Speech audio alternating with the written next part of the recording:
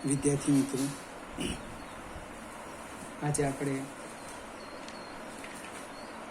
એક નવો મુદ્દો જોવાના છે. માત્ર ચર્ચા છે, સમજવાનું છે.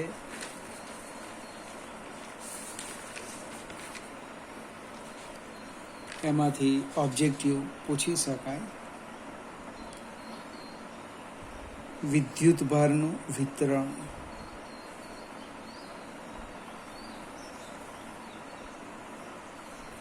હું થોડી ચર્ચા જૂની બુકને આધારે કરીશ. સેમ છે જૂની બુક અને નવી બુક. હવે વિદ્યુત ભારનું વિતરણ બે પ્રકારનું આવશે.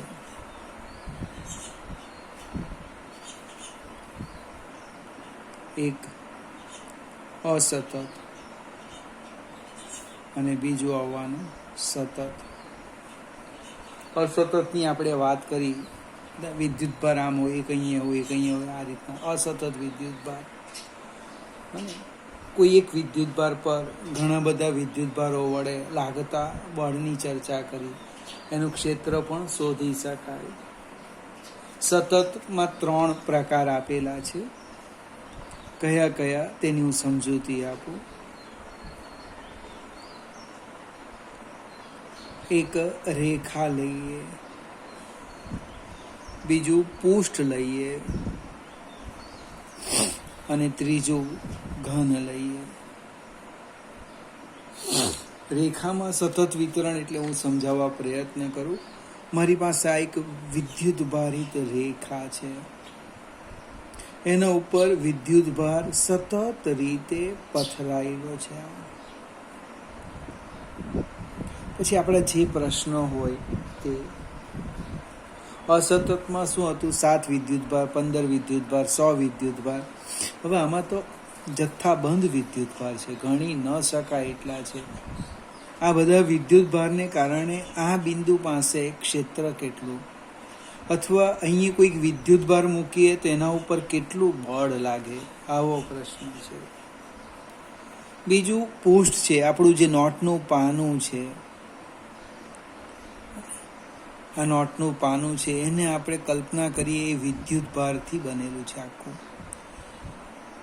વિદ્યુત ભારનું સતત વિતરણ છે, પૃષ્ઠ વિતરણ. સપાટી પર એકલો વિદ્યુત ભાર છે. આપણે જસ્ટ આ પાનાની વાત કરીએ, એ પાનું સાનું બનેલું છે? વિદ્યુત ભારનું. પ્રશ્ન છે, આ પાનાથી આ બિંદુ પાસે આ ટોચ, બોલપેનની ટોચ દેખાય છે ને, ત્યાં ક્ષેત્ર કેટલું? અહીંયા કોઈક વિદ્યુત ભાર મૂકેલો હોય તો બળ કેટલું? આવો પ્રશ્ન છે.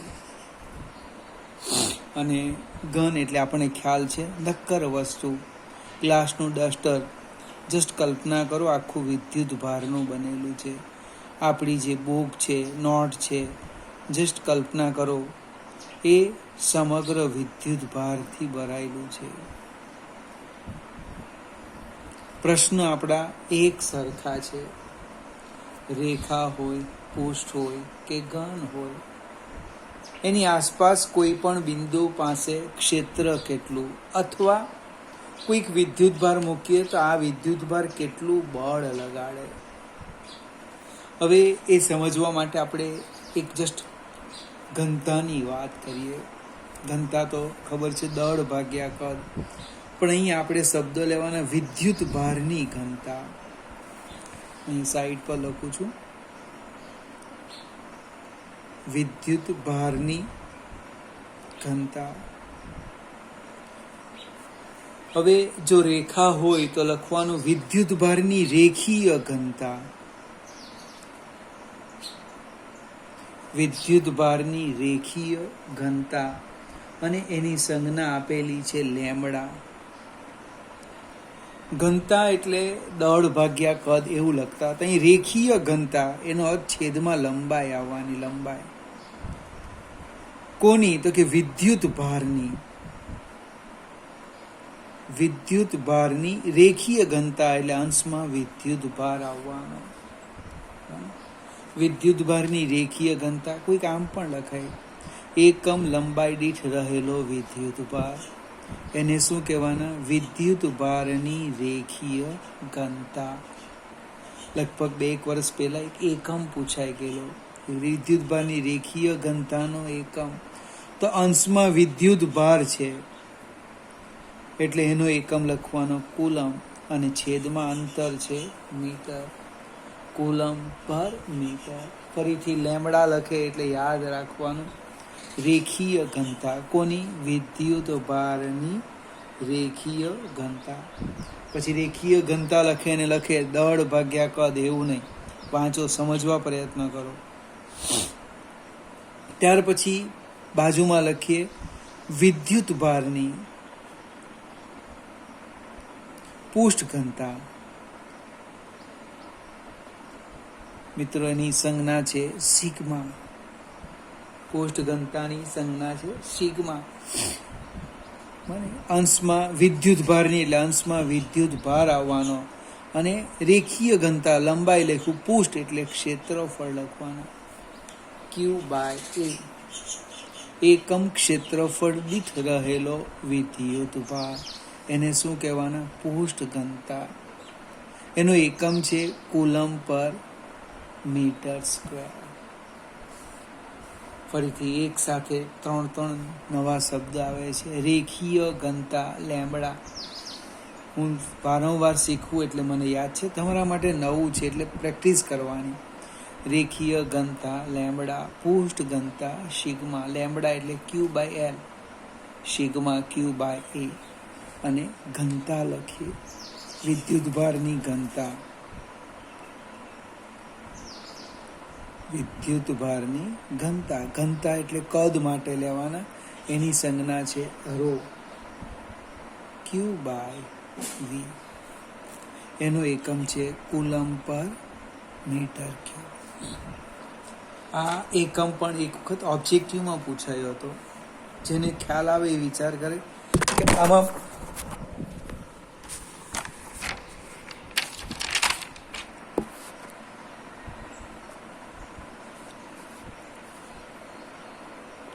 આની અંદર પૂછવા જેવું કંઈ નથી. કુલમ પર મીટર રેખીય ઘનતા, કુલમ પર મીટર સ્ક્વેર પુષ્ઠ ઘનતા અને કુલમ પર મીટર ક્યુબ ઘનતા. હવે આપણે જસ્ટ કોમન ચર્ચા કરીએ. રેખા અથવા પુષ્ઠ જે લેવું હોય તે ચોપડીમાં પુષ્ઠ સમજાવવા પ્રયત્ન કરેલો છે. મારી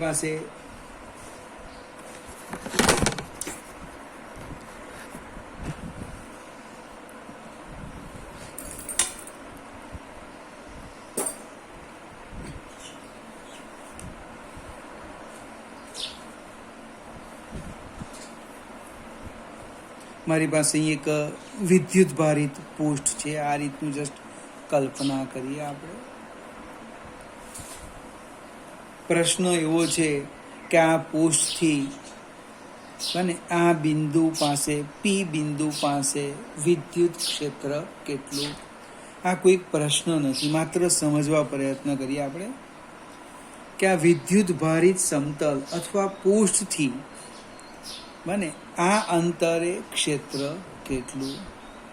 આપણે શું કરીએ? સમગ્ર પુષ્ઠને નાના નાના ખંડોમાં વિભાજિત કલ્પીએ. પુષ્ઠ હોય કે રેખા હોય કે ઘન હોય, આ કોમન ચર્ચા છે. સમગ્ર પુષ્ઠને, રેખાને, ઘનને શું કરવાના? નાના નાના ખંડોમાં વિભાજિત કરવો. ફરીથી પહેલો પોઈન્ટ લખું છું. આકૃતિમાં શું દર્શાવ્યું છે?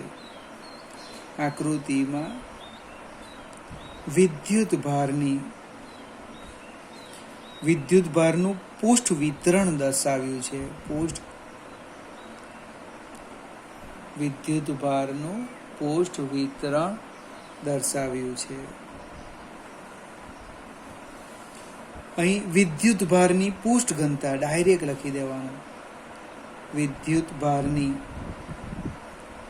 પુષ્ઠ ઘનતા કેટલી છે? સિગ્મા. પુષ્ઠ ઘનતાનો અર્થ એકમ ક્ષેત્રફળમાં રહેલો વિદ્યુત ભાર, એને આપણે સિગ્મા કહેવાના. જો રેખા લીધેલી હોતે તો રેખીય ઘનતા લખતે તો લેમડા. ઘન હોતે તો અહીંયા ρ લખતે. પ્રશ્ન લખો, પુષ્ઠથી અને આપણે પૃષ્ઠ વડે પી બિંદુ પાસે વિદ્યુત ક્ષેત્ર કેટલું પ્રશ્ન લખ્યો. આપણે સ્થાન સદિશ નથી લખ્યું કારણ કે બદલાવવાનું છે. અને પૃષ્ઠ વડે પી બિંદુ પાસે વિદ્યુત ક્ષેત્ર કેટલું. સમગ્ર પૃષ્ઠને શું લખવાના? બીજો પોઈન્ટ, સમગ્ર પૃષ્ઠને નાના નાના ખંડોમાં વિભાજિત કલ્પો. સમગ્ર પૃષ્ઠને નાના નાના ખંડોમાં વિભાજિત કલ્પો. આકૃતિમાં એક નમૂનાનો ખંડ આ લઈ લઈએ. આકૃતિમાં એક નમૂનાનો ખંડ ડેલ્ટા એસ દર્શાવ્યો છે. હવે આ ખંડો નાના એટલે કેટલા? અને તો એ સમગ્ર ખંડમાં એ જે વિદ્યુત ભાર છે એની પોષ ઘનતા એક અચળ, અને એ ખંડથી પી નો જે સ્થાન સદિશ છે એ કેવો છે? દરેક બિંદુ માટે કેવો થઈ જવાનો? સમાન.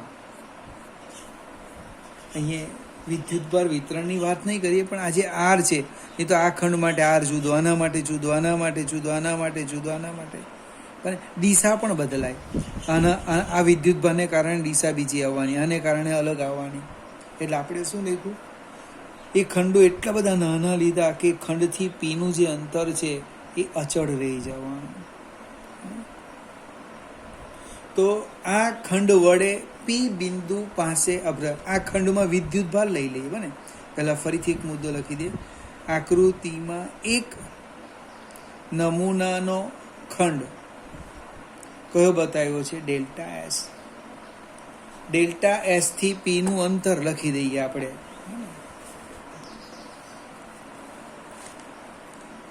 ડેલ્ટા એસ થી પી નું અંતર લખી દઈએ સ્મોલ આર અથવા સ્થાન સદિશ આર.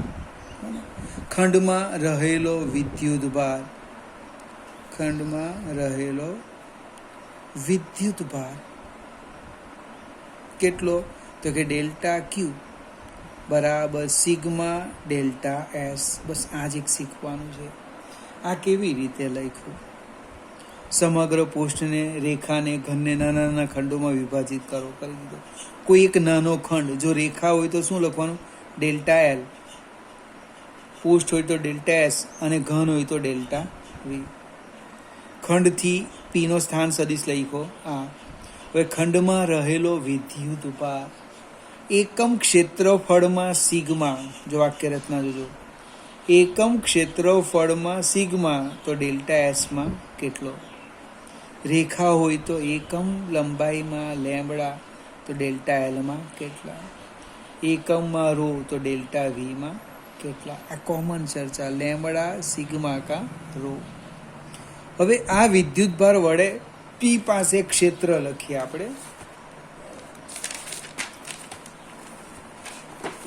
આ જે વિદ્યુત ભાર છે ડેલ્ટા ક્યુ વડે પી પાસે વિદ્યુત ક્ષેત્ર એ કેટલું થવાનું? તો કે ઈ બરાબર 1/4πε0 delta Q upon R square. કે Q 1/4πε0 Q upon R square delta Q છે. ડેલ્ટા ક્યુની કિંમત મૂકી દેવ. 1/4πε0 delta Q sigma delta S by R square. 1/4πε0 sigma delta S by R square. રેખા હોય તો શું આવે? Lambda delta L. ઘન હોય તો રો ડેલ્ટા વી.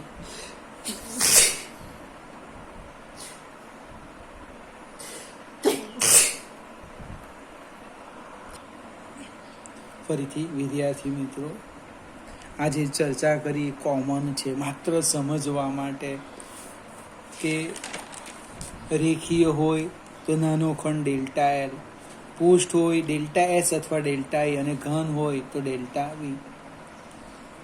ખંડમાં વિદ્યુતભાર કેટલો અહીંયા?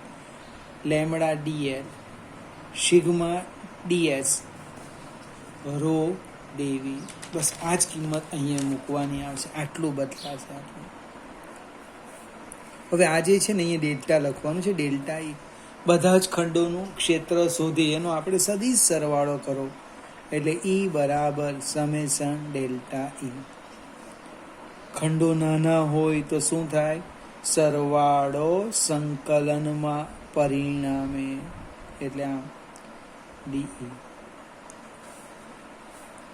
આ જે ચર્ચા છે એ કોમન છે.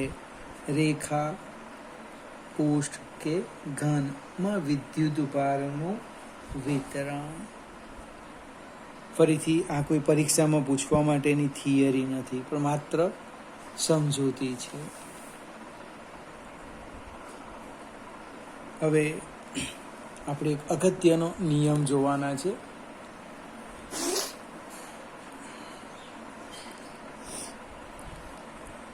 ગૌસનો નિયમ ખૂબ અગત્યનો છે. પરીક્ષામાં પૂછી પણ શકાય. ગૌસનો નિયમ લખી સાબિત કરો. ગાઉસનો નિયમ,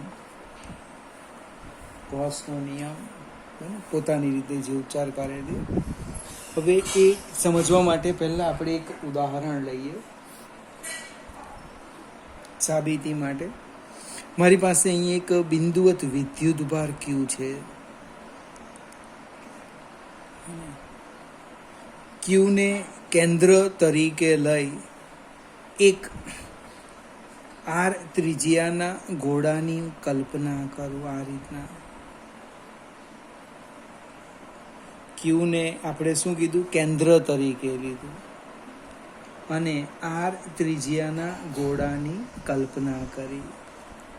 પ્રશ્ન છે આ કવચ, આ ગોળામાંથી પસાર થતું ફ્લક્સ કેટલું? ફરીથી આકૃતિમાં શું દર્શાવેલું છે તે લખીએ. આકૃતિમાં દર્શાવ્યા પ્રમાણે વિદ્યુતભાર ક્યુને કેન્દ્ર તરીકે લઈ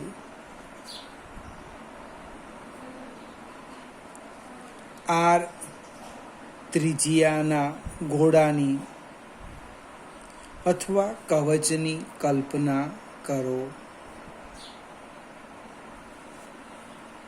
બીજો મુદ્દો લખીએ. આ ગોળામાંથી, આ કવચમાંથી, આ ગોળામાંથી પસાર થતું ફ્લક્સ કેટલું? પ્રશ્ન. આ કવચમાંથી પસાર થતું ફ્લક્સ શોધવું છે. તો સમગ્ર પોસ્ટને આપણે શું કરીએ? નાના નાના ખંડોમાં વિભાજિત કલ્પીએ. તેમાંનો એક નાનો ખંડ અહીંયા બતાવેલો છે, આ ડેલ્ટા એસ. આ આપણે ત્રિજ્યા આર લઈ લઈએ. ફિગર જોજો, સમજાવું. આ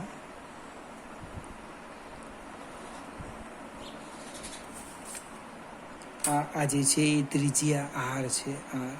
આ ખંડ છે. એ ખંડની દિશાનો એકમ સદિશ એ પૃષ્ઠને લંબ આવવાનો, એટલે કેવો આવશે? ત્રિજ્યાને સમાંતર આવશે.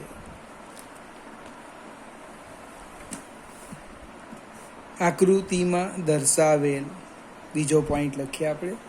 આકૃતિમાં દર્શાવેલ ખંડ ડેલ્ટા એસ માંથી પસાર થતું ફ્લક્સ, ડેલ્ટા એસ માંથી પસાર થતું ફ્લક્સ. કયું ફ્લક્સ? વિદ્યુત ફ્લક્સ. તો લખીએ ડેલ્ટા ફાઈ બરાબર સદિશ ઈ ડોટ ડેલ્ટા એસ. ફ્લક્સનું સૂત્ર છે ને, એક બે ત્રણ વિડીયો નીકળી ગયા, ભૂલી ગયા તો ઈ ડોટ એ.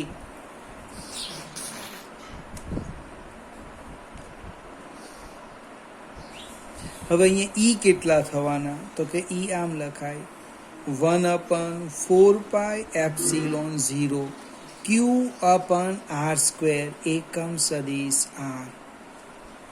બિંદુવત વિદ્યુતભારનું ક્ષેત્ર ત્રિજ્યાવર્તી દિશામાં ધન વિદ્યુતભાર એટલે આમ જવાનું બહાર નીકળે એટલે ત્રિજ્યાની દિશાનો મેં શું લીધો? એકમ સદિશ લીધો. આ કિંમત આમાં મૂકી દઈએ એટલે કે ડેલ્ટા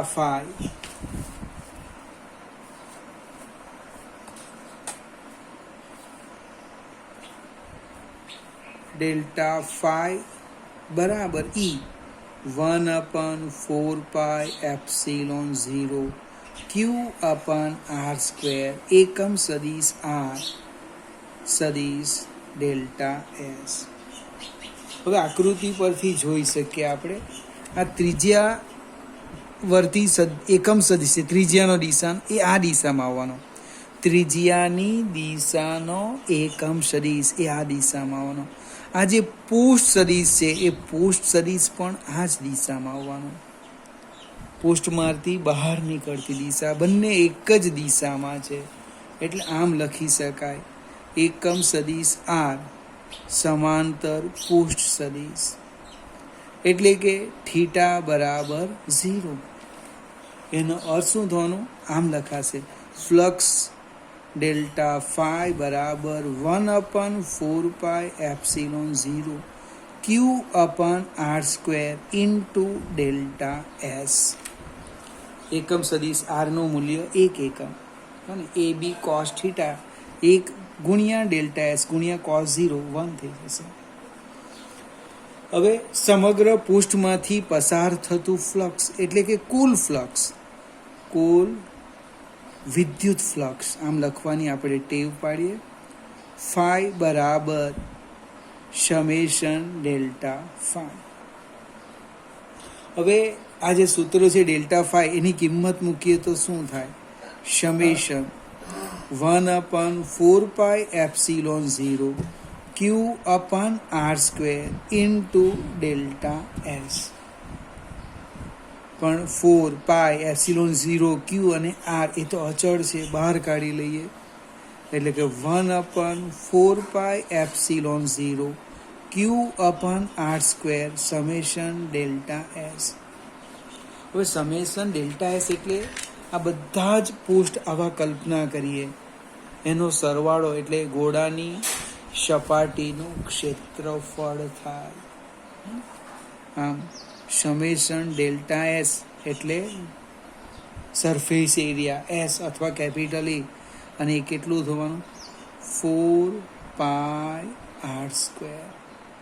આ કિંમત આમાં મૂકો એટલે ફ્લક્સ ફાઈ આવેલું 1/4πε0 Q/r² ઇન્ટુ 4πr². સાદું રૂપ આપો એટલે કંઈક આવું આવે.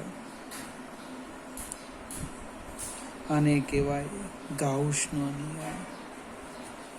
લખવા કે એટલે લખવાનું પહેલા કોઈ પણ બંધ પૃષ્ઠમાંથી પસાર થતું પૃષ્ઠ સાથે સંકળાયેલ ફ્લક્સ એ કોના બરાબર થાય? એ પૃષ્ઠ વડે ઘેરાયેલા કુલ વિદ્યુત ભાર અને ε0 ના ગુણોત્તર બરાબર થાય છે. ફરીથી કોઈ પણ બંધ પૃષ્ઠમાંથી પસાર થતું કયું ફ્લક્સ? યાદ રાખવાનું વિદ્યુત ફ્લક્સ. હવે શબ્દ છે ને અલગ અલગ આવે. કોઈ બંધ પૃષ્ઠ સાથે સંકળાયેલ વિદ્યુત ફ્લક્સ, પસાર થતું વિદ્યુત ફ્લક્સ એ કોના બરાબર થાય? પૃષ્ઠ વડે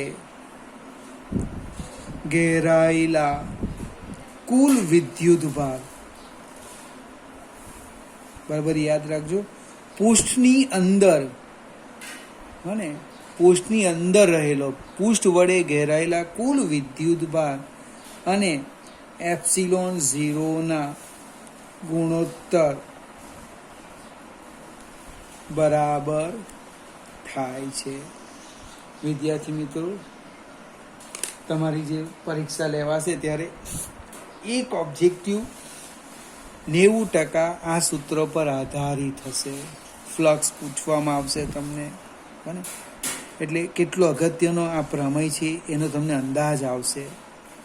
ફાઈ બરાબર ક્યુ બાય એપ્સિલોન 0. ક્યુ શું છે? ક્યુ બને પૃષ્ઠ વડે ઘેરાયેલો કુલ વિદ્યુત ભાર.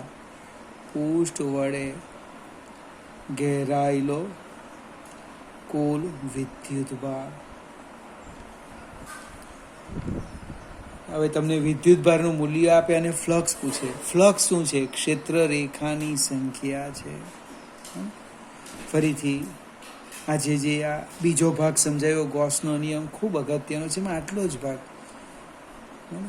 નિયમ લખી સાબિત કરો એવું પૂછવાની શક્યતા ખૂબ ઓછી, કારણ કે એનો ઉપયોગ વધારે છે. ફાઈ બરાબર ક્યુ બાય એપ્સિલોન 0. ફરીથી મિત્રો, હવે આપણે આના પછીના વિડીયોમાં આ ગાઉસના પ્રમેયના ઉપયોગ જોઈશું. તમને આ પ્રમેય બરાબર આવડી જશે તો એના 10 થી 12 ઓબ્જેક્ટ હું તમને આપી દઈશ. તમારે આગળની જેમ સોલ્વ કરીને મોકલાવવાના.